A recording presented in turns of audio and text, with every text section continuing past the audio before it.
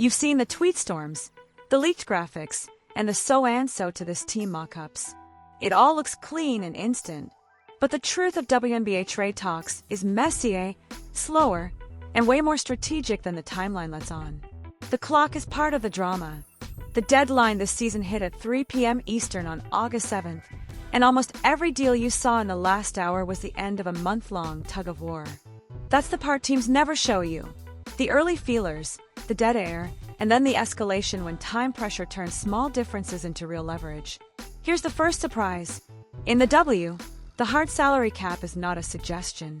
There's no luxury tax heat valve like the NBA. Every dollar matters. Every roster spot matters, and a misread can strand you one player short with no way to fix it after the bell. That's why the first calls aren't about player names. They're about frameworks. Teams open with cap math. What's our space today? What's guaranteed next year? How many minimums do we have to carry to stay at 11? Then they sketch value. A starter on a protected deal, a prospect on a rookie scale, a pick that could become a rotation piece. Before names, it's usually numbers. Second surprise. You can't just throw anyone in a trade because you want to. The CBA blocks recently signed free agents and rookies from being traded until the later of 2 weeks after signing or the 15th day of the regular season, unless the player gives written approval. That rule kills a lot of lazy proposals. It also gives agents quiet veto power during the hottest part of the summer. If their client isn't on board, the back of the napkin three-team blockbuster never gets off the napkin. So a big chunk of talks is actually checking eligibility and consent before the real stare-down begins. Third surprise. Picks are a smaller currency than fans expect, but they still matter. In many cycles, you're limited to trading picks within a shorter forward window, and the value swings depending on class depth and your scouting certainty. In practice, teams that scout well treat late first-rounders like real rotation bets, not throw-ins. That's why you saw packages that looked light to the timeline, but made perfect sense to a front office that thinks it can turn pick 18 into a playable defender on a rookie minimum. The lower the cap flexibility, the more a cheap contributor matters. Let's talk about how the contact starts. It's rarely a cold call with a full offer. It's would you move her at all? That's the temperature check that saves relationships. If the answer is no, a smart GM doesn't push. She asks what it would take in theory and files it away. If the answer is maybe, that's a green light to start mapping. Now you get the text threads, the late-night calls, the we might be at a second-rounder apart updates. This is where agents enter the chat. A lot of WNBA deals only work if the player is happy enough to sign the extension later or accept a defined role now. So the agent becomes the soft go-between. If the destination is acceptable, momentum builds. If not, everyone saves face, and the rumor never hits the feed. Now the leverage. In the W, today's injury list shapes tomorrow's market. Hardship and emergency hardship rules don't just hand out extra roster slots, they change the price of stability. If a contender slips below 10 available players, they can plug a gap with a short-term contract, but that player can't fix a long-term matchup problem in the playoffs. That's when sellers push for the moon. You want switchable size now, not in 2 weeks. That's a premium. If the buyer has already burned 2 of its cheap depth options, they pay the premium. If they think the schedule lightens and their injury guard comes back by next Sunday, they wait. Those bets are what decide whether you see a deadline flash or a slow fade. Examples tell the story. When a young forward moves to a system that actually needs her usage, you're seeing 2 readouts lining up. The acquiring team trusts the fit more than the selling team did, and the cap hit is palatable for the stretch run. When a contender adds a veteran guard known for on-ball defense, you're seeing a playoffs problem being solved in August.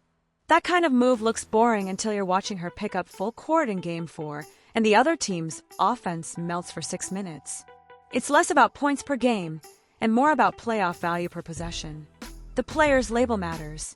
A core designated star changes the whole dance. A core tag gives her team exclusive negotiating rights in free agency, and often creates sign-and-trade pathways if both sides want to split. But that also means consent and structure are everything. You can't bully a core player into a city she doesn't want. Not in this league. If she says yes, the math is easier. 1 prime salary out, 1 prime salary in, maybe a pick swap to balance risk. If she says no, the file closes. That's why you'll see a rumor flare and then vanish. It wasn't fake, the human part failed.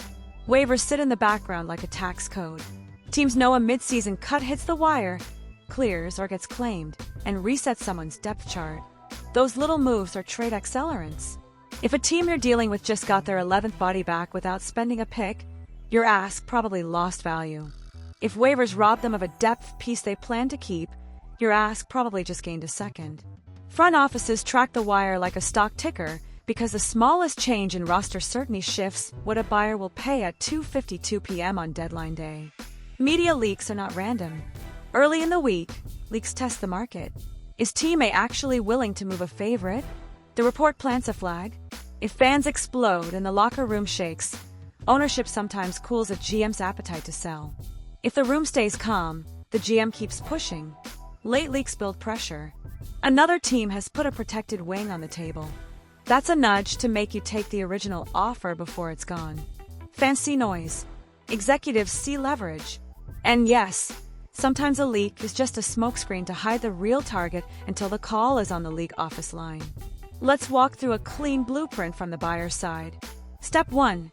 Identify the playoff problem with brutal honesty. Not vibes, lineup data. Your second unit bleeds points when your starter sits. You can't guard the point of attack off a switch. You can't win glass against big front lines. Step 2. Find 2 profiles that solve one problem. Not 5 targets, 2. Step 3. Check rule locks. Are those players trade eligible under the 2-week or 15th-day window? Any written approvals needed? Step 4. Build 3 packages with different pain points. Picks, prospects, rotation player. Step 5. Socialize the packages with ownership and the coach. If the coach won't play the incoming piece, the trade is pointless. Step 6. Call, then shut up and listen. The first counter reveals what they actually value. Step 7. As the clock ticks, pre-clear a league call time and have the contracts and cap sheets loaded. Deals have died because paperwork lagged at 2:59. From the seller's side, the biggest mistake is setting a price in July and refusing to adjust in August. Markets move. A rival's injury, a hardship slot, a player's illness. Any one of those can turn a second-round pick into a pick swap or into nothing at all. The smart sellers watch the buyers next to opponents. If the buyer faces a bruising back-to-back, the buyer's urgency climbs. That's when you ask for a sweetener. If the buyer has 3 off days and a likely win, patience becomes your edge. One more win can cool their hand. Timing with the cap calendar matters more than fans think. Minimum deals after midseason convert to full guarantees, and that flips a lot of internal spreadsheets. A team that was comfortable carrying 2 low minutes, vets might have to cut or consolidate just to stay compliant. Suddenly your offer to swap their end-of-bench guard for your versatile forward is attractive because it cleans their books while adding a skill they need. The shape of the cap is as important as the names in it. What about 3-team deals? They're rare, but they happen when 2 teams can't align risk.